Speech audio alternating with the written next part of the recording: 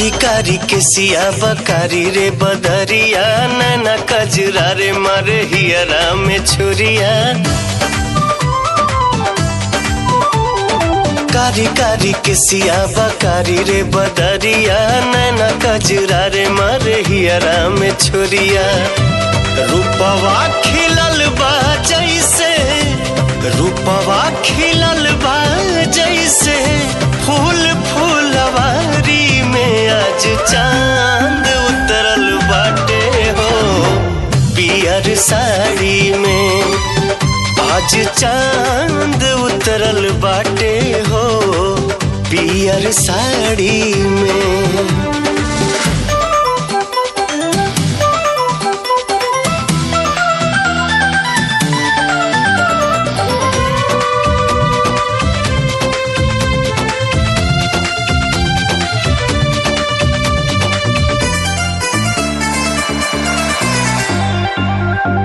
रूपवा के देख बदले धड़कन के धुन हो, अखिया देख दिल के सुकून हो।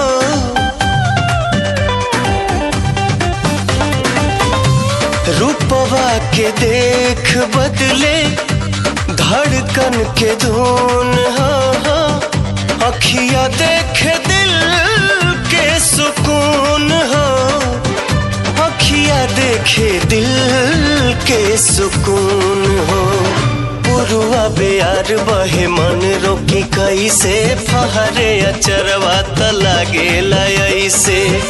लहरे सरसोईया जैसे खेत के कियारी में आज चांद उतरल बाटे हो पियर साड़ी में।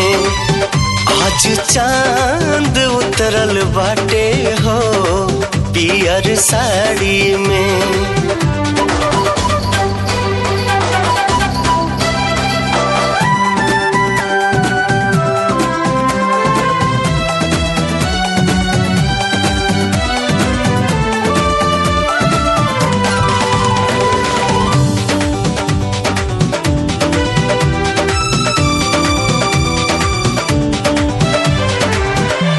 जियरा के घायल कैलू अखिया के चोट से, रस चुए लाल लाल ओठ से। हाँ जियरा के घायल कैलू अखिया के चोट से, रस चुए लाल लाल ओठ से। रस चुए लाले लाल ओठ से। चला तारू जब लहराई के चुनरिया, लच से लचक जाला पतरी कमरिया। उड़ी उड़ी जाता